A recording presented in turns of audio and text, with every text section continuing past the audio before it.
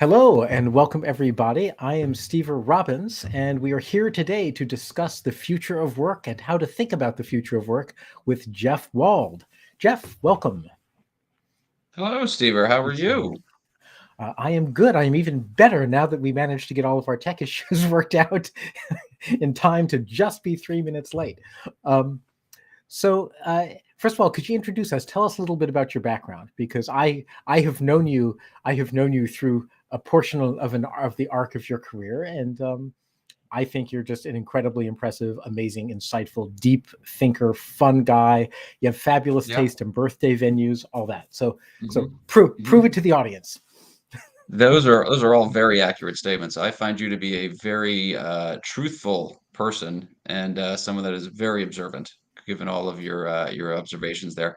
So, hello to everybody. My name is Jeff Wald. I am a serial entrepreneur, having started a number of technology companies, seven to date, and we've had some successes, we've had some failures.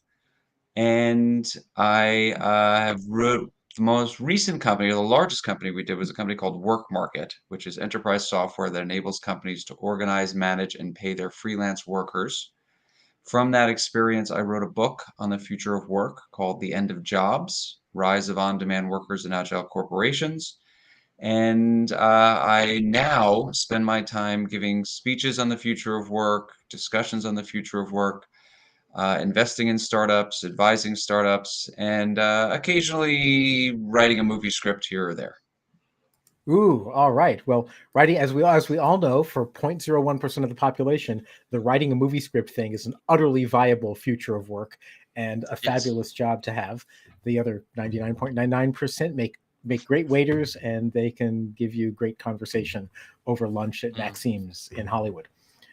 So tell us. You have probably thought more about work, how it works from both the company point of view and from the individual, the worker point of view, and how to manage all of that. Probably more than any other human being I know. And you've thought about it from the perspective of someone who's been an employer, somebody who has obviously Mhm. worked for companies, some of them you owned. Um, let's start with the big picture. Why do we even care about the future of work, right? I mean, can't we just go ahead and get a job and then we'll work our way up, whatever working our way up ends up meaning, and then we will retire presumably with a gold watch, or in this case with a VR representation of a gold watch that we can put on our avatar. Why why do we care? Well, I think any worker, just thinking about it from the worker's perspective, is well served to be mindful and thoughtful about where the best employment opportunities are and how to prepare oneself to be as successful as possible in that employment opportunity and how to understand the context of it. Because if you're relying on your employer for your retirement or your gold watch, that may not be the best approach for you and your family. And so to think about the macro trends and societal trends has very important implications for every individual worker to make the best decisions for themselves presently, the best decisions for themselves over time to maximize their earning potential and their lifestyle, and of course, the best decisions for their family as they prepare for an unknown future in the future of work. Okay, so there's a lot to unpack there. And now, as somebody who, of course, is clearly a Gen Z, slash younger millennial, despite having already started seven companies, I think the attitude towards work has is really in flux right now. I know that one of the things that I have found fascinating. At one point, I was doing some market research to find out whether there was a market for what I'll call career advancement. So programs that would teach you the skills that you need to advance in your career, assuming that your career was with some other company. And in doing the interviews that I did, what I found just fascinating is I would talk to younger people in the first half of their career, and a lot of them would say things like, "Oh, those previous generations, those boomers, they just screwed up the world for all of us, and they wrecked our ability to have a career." And I would say, "Great. What would you think of programs that could be designed to help you advance in your career?" To which their response, in which they seemingly saw no contradiction at all, their response was, "Oh, human resources will tell me if there's anything that I need to do in order to advance." So they were, in fact, looking to their employer for direction even though looking to other people for their overall life direction hadn't worked out particularly well. So it sounds to me like we're at an inflection point and attitudes are changing. Uh, Tell us how what should we look at even to start thinking about where do I, how can I have the life that I want X number of years or decades from now? So a few things come to mind here, Steve. First is, the point of the book was not to make predictions about the future of work, although we certainly did. It was more to set up a framework for thinking about the future of work. And that framework is we need to look at history, we need to look at data, and we need to understand how companies actually engage workers. And if we're using that context, now we have some basis for making some thoughtful, meaningful, and high probability predictions about the future of work. The subtitle of the book, or the title of the book, I don't know if I mentioned, is The End of Jobs. The subtitle is The Rise of On-Demand Workers and Agile Corporations. And so to your example, the main thrust of this subtitle, The Rise of On-Demand Workers, is not to say that everyone's going to become an on-demand worker, the Uber driver being the prototypical example. That is far from the truth. It is not to say that every company is going to convert all their workers into temps. It is not to say that every company is going to engage all their workers on a 1099 basis. That has no basis in fact, no basis in data, no basis in how companies engage workers. So anytime you hear somebody make that prediction, you should kind of go, that seems highly unlikely, because people do make that prediction. But the point I want to raise here is I called the subtitle Rise of On-Demand Workers because all the things that define the on-demand worker, the scheduling associated with it, the personal responsibility for training, development, healthcare, retirement, the data-driven nature of the work, all of those things are permeating the full-time workforce. And so even if you are that minority of workers who work at the exact same company as a full-time employee for your entire career, and I hope that is true for many, but it is decreasingly true. Even if you are that worker, the tensions of that on-demand worker are still starting to impact your life. You are now more and more responsible for your healthcare, for your retirement. You are more and more responsible for your training and your development and your advancement.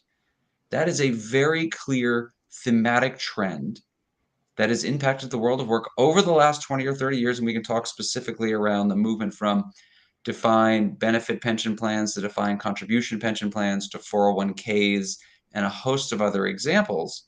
But that trend has been very clear, and that trend will continue. And that is very important for every worker to understand. You're not going to become an Uber driver unless you want to, and then God bless. And obviously, a lot of people do that mostly as a side hustle.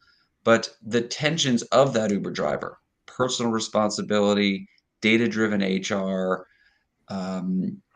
bite-sized project type work, and a host of other things that we go into in the book, those things again are all permeating the full-time workforce and impacting every worker. Okay, so if I'm a worker, I'm in a larger company and I have an extended career, but by which I mean I'm going to be there for several years. Presumably, one of the things that I'm going to be doing is either rising in the organization or moving around laterally. I think the idea that someone is going to take a particular job and then be in that specific job for 40 years, even among the very small percentage of people who stick around for 40 years, they're not going to stick around in one job. They're going to be moving. If the company is not, in fact, taking responsibility for my development, how should I begin to approach that? Like, should I just Google how do I become a supervisor, or go to Udemy, Coursera? Should I be getting books? Should I be taking outside courses? To what degree? I guess it's kind of two questions. One is to what depth should I be thinking about developing my Mhm. skills, and then the second is where should I go to be able to achieve that depth? So super dangerous to give too much advice here because advice in all situations requires context, and the context for every worker is different. I would not pretend to be able to give advice to almost anybody on anything, just as a practical matter. But to individual workers here, the questions are again so context driven. I will say this from a macro standpoint. It used to be that you could monetize your skills from your base level of education, the high school, college, trade school, apprenticeship, whatever one did in kind of the beginning of their career, you can monetize those skills over a lifetime. You would not have to go back for more training for the most part. Now, we think about skills as having a 4 to 5 year lifespan. The monetization patterns show that 4 to 5 years is what you have before your skills start to abate, no longer become relevant, and are decreasingly monetizable. Meaning you have a 4 to 5 year arc before you need to retrain. Now, how that retraining takes place, hopefully you work for a company that provides some sort of pathway to you on this. Hopefully you work for a manager who is thinking about this. And I would always say to my direct reports, what are your personal and professional development goals? And I want to make sure those are things that we're tracking. And my job is to help you achieve them. That's what we did for companies I run. And I appreciate many managers don't do that. I would say if you're a manager and you're not doing that, that is unbelievably foolhardy because people will not care how much you know unless they know how much you care. If you show your team you care about them, they will produce much better work. They'll be much more loyal and blah, blah, blah. But I will also say to those employees, but I don't own your professional development. You own it. I'm here to help. But if you're not taking the steps, I'm not going to fire you over it. There aren't going to be negative ramifications. And for people that would come to me and say, oh, my manager isn't doing this, my manager isn't doing that, I would say, okay, who cares? Your manager doesn't own your professional development. You own it. You have to go figure out, are there online courses? Are there courses at the local community college? Are there conversations and mentorships that you should be looking for? You should always be thinking about the job I want to get to in X number of years, 5 years, 10 years. Is this, who do I know that's sitting in that job? Or who do I know that can introduce me to someone sitting in that job? And here's where LinkedIn is the best tool on the planet for that. And I want to be talking to that person saying, hey, I want to be in your shoes. I want to be in your chair in 5 to 10 years. What would you do? What skills do I need? And those skills may be hard technical skills, which you will go to school for, or they may be softer skills that you're just going to need to work through with mentors, with coaches, therapists, whomever, to help you get to that next level. But the overarching message on this, and in the book, Rise of On-Demand Workers, is that it is your problem. And if you are sitting back waiting for the company, waiting for the government, waiting for a manager to solve it, you will have no one to blame but yourself when your skills become unmonetizable. If you take ownership of it, there are many, many paths, but those paths are very context-driven and very specific industry to industry, job function to job function. So I'm actually going to poke at the context-driven piece. One of the things I've noticed, and this is one of those things that you only notice after probably your mid-30s, once the next generation enters the workforce, is there are very much certain types of specific skills that build on the past. So I'll use technology as an example because it's super easy, right? We can now do computer-aided design, but the only reason we can do computer-aided design in 2022 is because in 1997, we were doing operating system wars and figuring out how to do basic operating systems. So every generation does in fact have to learn new skills because there actually is a building that's going on. But I've also noticed that even though in technology I'll say we're progressing, today's work is built on yesterday's work and it's not the same and it requires different skills, different mindset, different competencies. When it comes to people skills and organizational skills, those don't seem to be building. Like I keep looking around saying, how is it possible that I am seeing managers today in their early 20s having to learn that if you treat your direct reports like crap, they will leave and hate you and not do work well? I'm like, didn't we figure this out 20 years ago when I was at the start of my career? So I'm curious as to what your view is on if people are taking ownership of their career, and since you also have done a lot of work from the company side, since that's what you did, how should I think about the portfolio of skills? Clearly, there's going to be some technical skills that are rapidly changing. Where should I start? Are there some that I should start with that will be kind of universally applicable, or should I just kind of just choose whatever a skill that I think will be useful and go for it. Like, So some of the things that come to mind to me, Steve, based on your prompt here, people always talk about, oh, this generation coming up, they don't know how to work hard, they don't know how to do this, they lack those skills or these skills.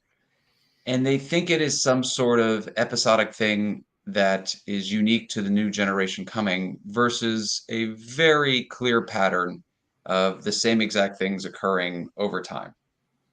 People talk about, oh, Gen Z doesn't stay in a job because the average worker ages 20 to 26 stays in a job for a little less than 2 years. Okay, that is true. That is the data from the Bureau of Labor Statistics. If we looked at that same age cohort in 1980, do you know what we know about that age cohort in 1980? Well, we know they loved oh, Alf and Hulk Hogan and probably the A-Team because, who Space didn't in the Invaders.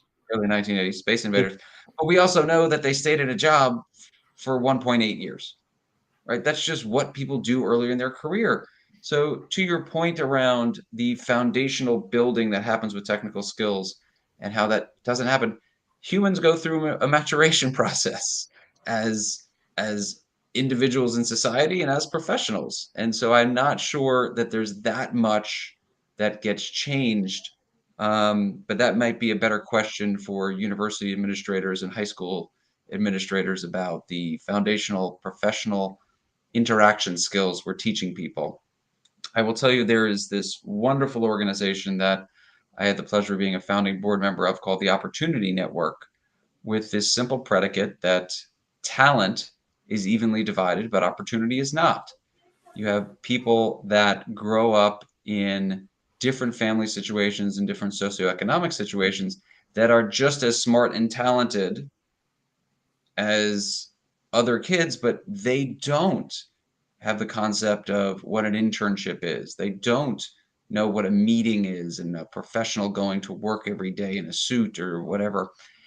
And so our organization helps these kids get their first internships and, to your point, learn how to network, learn how to ask for a professional favor or an introduction, learn how to go in and present yourself, shake hands, eye contact, and say, hey, my goal for our conversation is X. Those are skills that you just don't learn if you're not specifically taught them. And so whether it is those first few years in a job and the kind of skills you build, or whether it is the education system providing those foundational uh, skills that I do certainly agree are necessary for all work, there's a gap, and there always has been, and I would posit there probably always will be. So it's funny that you talk about that. So I grew up. Well, I like to say I grew up in a trailer. That was only a few years of my life. I actually grew up in a lower middle class, 2 bedroom, 1,000 square foot home.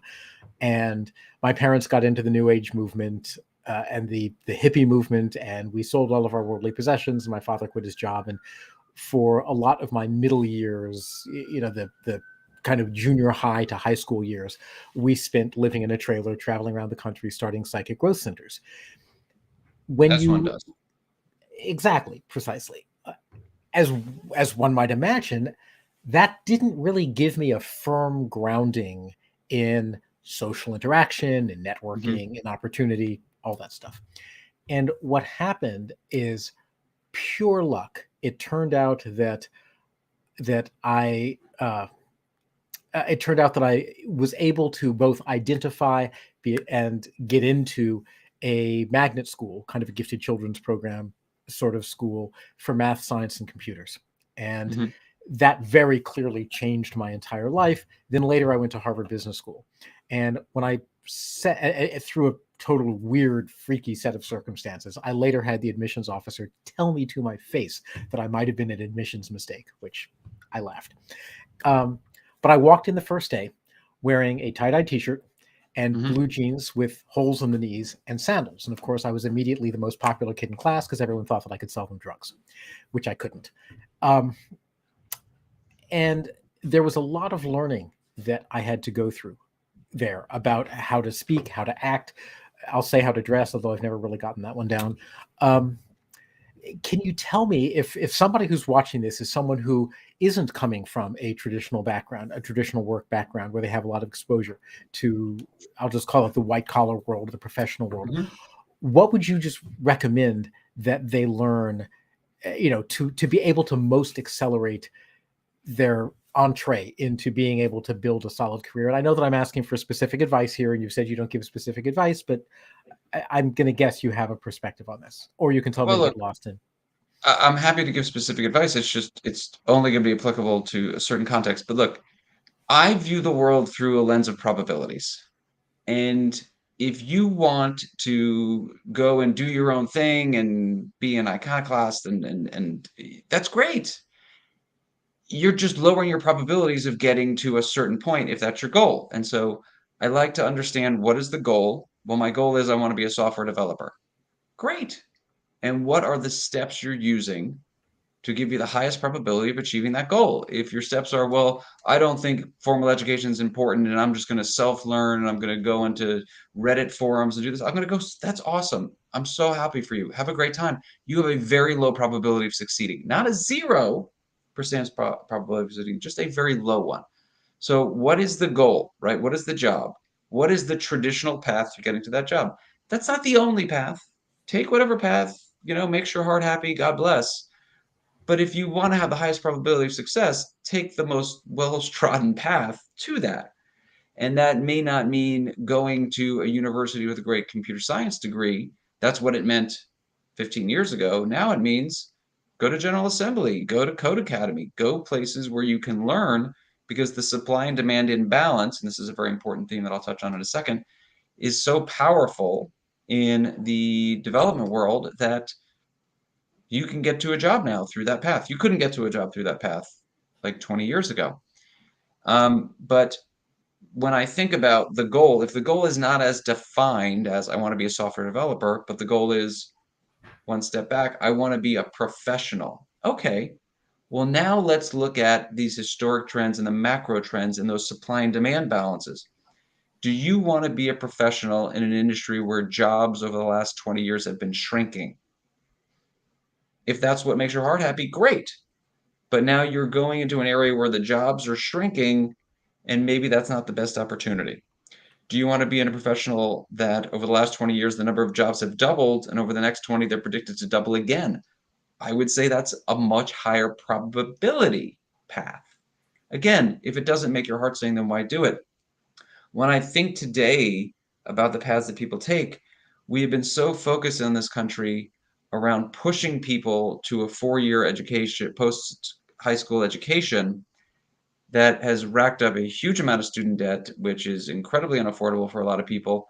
And we tend to, at least things that I see, tend to demonize those that choose not to go down that path, when we have electricians and plumbers and truckers and all kinds of jobs that pay six figures that have huge supply demand imbalances. If you become an electrician right now, you will be doing work nonstop as much as you can do. There is a huge shortage of electricians. There's a huge shortage of plumbers. There's a huge shortage of a bunch of other trades. There's a huge shortage of nurses. Like, and nursing, unfortunately, is not a six-figure job for most circumstances, but we tend to push people towards things that may not be the highest probability to getting them to the right type of work that is lucrative, that provides for them and their family and for their retirement and their health care, and is satisfying. So And it's that's what I would coach people to do, or encourage people to do. I'm not here to coach anybody. it sounds to me like the attachment to the 4-year college model, for example, may be generational. It may be that the people for whom that did work are now the parents, and so they want their kids to do this in the belief that this will provide the biggest outcome. So I'm a high school senior, and I've decided that I'm going to plan my future here. Should I do my own research? Are there resources that I could go to that will help me understand what those trends are? Because even as you just said a moment ago, I may be from a background where I don't even know how I would find out where the supply demand imbalances exist. But as you say this, I'm thinking, Yeah, we're having our basement remodeled after we had a burst pipe, and it took us 2 years to find a contractor. 2 years. Hmm. And it turns out he is so highly in demand that he basically called us and said, "You have to pull the trigger in the next week, or it's going to be a year because I am completely booked up over a year in advance." And I'm looking at this going, "Wait, what? Why am I not? Why am I not a general contractor?" Because he cannot. He can even do a crappy job, and he has still got work 100% of the time. So here I am, high school senior. How do I go about finding those trends? Well, I think the first thing, and this is such a suboptimal statement, but you really need to figure out what it is that gets you excited. And that's a very difficult thing for a 17-year-old to do because God knows my nephew has no idea what he wants to do. But let's start with that. Okay. Now, once you've made that determination, or maybe the determination is there is nothing, or I don't know yet, and I want to try a bunch of different things, great, right? That is what continuing education is for. That continuing education can just be a community college. It doesn't need to be a 4-year career. There are certainly career exploration programs online and in various places. But your specific question about the data, there are a number of things that the federal government of the United States does incredibly poorly, and it should not be in the business of doing, but there are a number of things it does incredibly well. And one of them is the Bureau of Labor Statistics. The Bureau of Labor Statistics has an excellent breakdown of the jobs in the United States of America, how they have trended over time, and what their logical, reasonable, and defensible predictions are as to what those jobs in different industries by job function will do over the next 10 years. They are by far the best piece of research in the United States. So the Bureau of Labor Statistics, if I remember, I think I recently saw a link there that's BLS, like Yep. bls.gov. In any event, people can Google it to start to get Oh, that. yeah. Super easy. Um, I have a nephew, and my nephew has elected not to go to a 4-year college. As a teenager, he started selling products over Instagram. Mhm. And he would just buy stuff and collectibles and say, "Hey, Instagram, here is an image of my collectible." At this point, he is on a good week. He is making more money per week than I've ever seen in my life. And he is now has figured out that if you get a bunch of people selling collectibles, you can put them all in one place. You rent the place, you then rent out the stalls to the people who are there, and he is quite building the business for something like the collectibles world. That seems like something that it's his passion, his heart is in it. I don't know if the government necessarily would be tracking that as an industry. If you had to look at an industry that was not one that is a traditional job function, but something like that, where would you go, or how would you approach that question? Well, my first statement is something that's not a traditional job function just has such a low probability of working. And so I would say don't do that. The odds, if Interesting. your nephew had come to you and said, "Hey, I want to go do this," any thoughtful adult would say, "Oh my gosh, don't do that. That is such a low probability of working. There are so many people trying to do it. It is just not a prudent move." It's That not a high is to probability say, move. Yeah.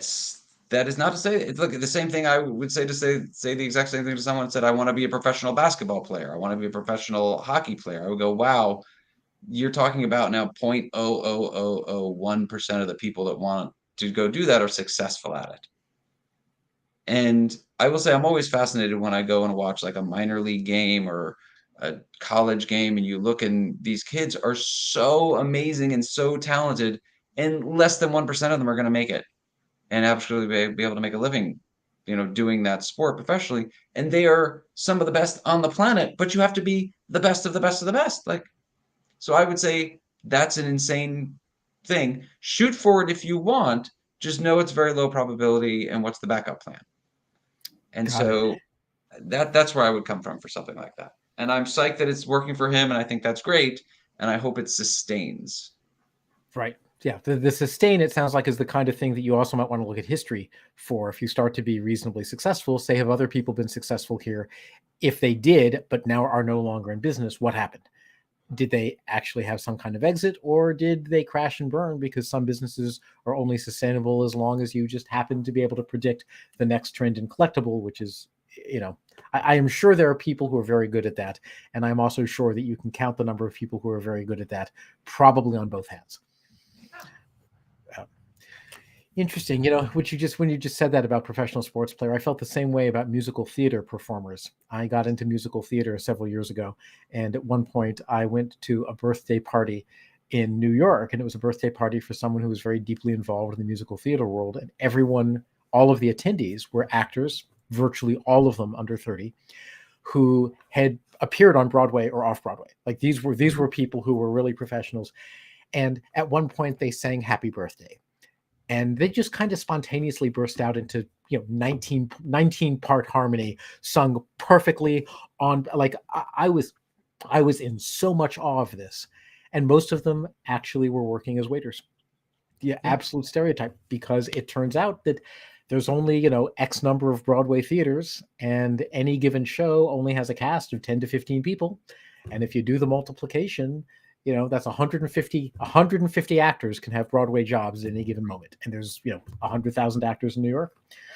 um, The so data okay. is the data. Look, this is kind of one of the fundamental points of the book. The data is the data. And I will tell you, one of my favorite quotes about the future of work was from The Economist. And it is, people tend to romanticize about the past. When it comes to work, people tend to romanticize about the past. They tend to be very concerned and complain about the future, and they tend or the present, and they tend to be incredibly fearful of the future, even though the data will tell us that over the last 200 years, work has gotten safer, work has gotten better, work has gotten more plentiful. And in every metric, it has been better. And so people always look back, oh, in the 1950s, everything was better and everyone worked for the same company and they marched towards their gold watch. Bullshit. That is an absolute and total fabrication. That is not what work was like in the 50s or 60s. Just full stop. That was not it. That is what people romanticize, but it isn't what actually occurred. People tend to look at today and say, oh, wow, everything's changing. I don't know what to do. And they get very concerned. And they're right to be doing that, but they should just be thoughtful and take high probability paths. And people are scared about the future of work. Oh my God, the robots are going to take all of our jobs, and there's fear, and oh, technological unemployment, it's going to be a disaster, even though that has never, ever happened. Right. So it's something to be mindful of, that if you look at history, if you look at data, and if you understand how companies actually engage workers, you'd understand that we have constantly been getting better, and we have every reason to believe that the future of work will be much brighter than the present. Yay. And depending upon how current international global conflicts go, I hope we are here to see it. um, Yeah. So Jeff, how can people get a hold of you or get a hold of your book if you don't want people getting a hold of you, because you are now living a rarefied life of whatever you do in New York. I have to Yeah, stop that thinking about is these things. whatever it is that I do. Well, I will say this. In 1998, I bought the URL jeffwald.com. So all the other Jeff Walds out there, I got it. And I sat on it for about 25 years, didn't do anything. And I just put up the website, my website at jeffwald.com. So that is the easiest way to see the book, see a synopsis, purchase the book through links there, or take a look at any of the other things that I've done or companies I've invested in. And certainly to reach out, there is a contact button that makes it to my team. So it's really quite cool that you got the domain in 1998 and Yeah. you waited 25 years to put something up there, because that's still the future. So apparently, if you can find the hidden page of stock tips on jeffwald.com, that's going to be a very high probability way of being able to set yourself up for life. True, true, true, true, true. I'm still looking for it myself, but it might be out there somewhere. Might be out there. I think Awesome. it was just laziness that kept me from actually putting something up at jeffwald.com, but be that as it may. Yeah. Thank you very much for joining us. And I hope to see you again one of these days, maybe in person soon too. Steve, I look forward to seeing you again in person soon. Stay safe, be well, and thank you to You too. everybody.